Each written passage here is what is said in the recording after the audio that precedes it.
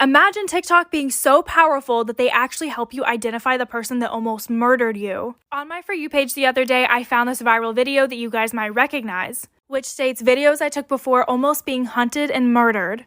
I clicked on her page, listened to her story, and was like, I have to know more. So I reached out and got the full thing. This is the case of Flowers Don't Growl. April 29th through April 30th of 2019, Taylor and her boyfriend Chris decided to take a trip to Falls Creek Falls, Tennessee. Taylor was 5 months pregnant at the time, so they figured they needed one last little trip before they were going to have a baby. And Taylor swore that Chris was going to propose. So that's why she documented so much of this trip, not even realizing that later on it was going to be used as evidence. So they set up at their assigned camping lot. They spent their time hiking, exploring, having fun. Taylor would collect flowers along the way to document it for memory's sake, but please keep these flowers in mind. And then on the second day, everyone from their assigned area was gone except for them. So they were more alone than before, or so they thought.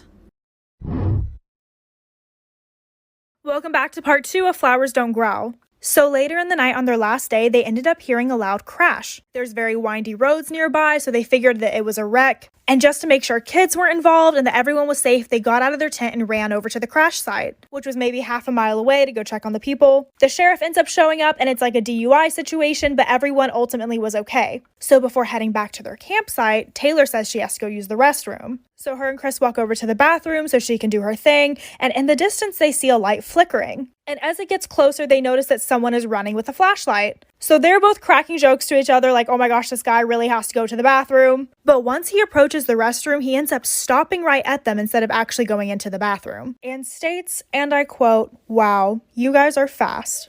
Creepy. Taylor notices that he has a weird smile on his face and feels really nauseous but just associates it with the pregnancy. So just to be nice, they continue to have a conversation with him. But ultimately, this is where things go wrong. Part 3 on Flowers Don't Growl. So Chris and Taylor continue their weird interaction with this man. Chris explaining that they got to the wreck fast because they wanted to make sure everyone was okay. And the guy goes, yeah, I guess I'm just used to it. And Taylor's confused because like, used to what? Hikes? Car wrecks? They ask what he does and he says he travels a lot and likes to go camping. And Taylor, starting to get very uncomfortable now, tells Chris that, hey, they need to go back to the campsite because the police will be over there waiting for their statements. Just trying to make an excuse to leave, and Chris could tell it was BS. And as they start to take steps back, he starts to take steps towards them, asking questions like, hey, how long are you guys going to be here for? And his hand kept playing with his hoodie pocket. Chris was starting to pick up on the message as they continued to walk backwards, while the man followed them forward. And then this guy decides to tell them a little story. He was like, car accident. It got me thinking this morning as I was hiking and I passed these flowers. I stopped because they were so beautiful and I heard a deep growl and it scared me. And it makes me think, you never know what day is going to be your last. That's when they saw the knife.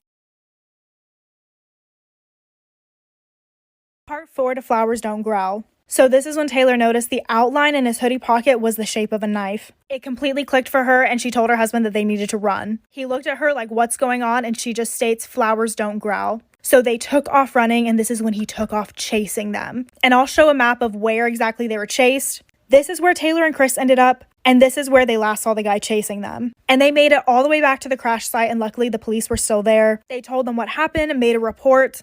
And 2 of the cops went out looking for him but couldn't find him anywhere, while the other officer accompanied them back to the campsite so that they could pack up their stuff and leave. They tried to get updated on their case later on, but never ever got an update. Having the baby and it being a couple years later, Taylor sits down and ends up making a TikTok. It goes viral and a bunch of people start to DM her with potential suspects. Taylor stopped looking at her DMs because it got so emotional, but one user that messaged her lived in the Falls Creek Falls area and had followed a particular case. She opened the DM and saw the man. This is James L. Jordan.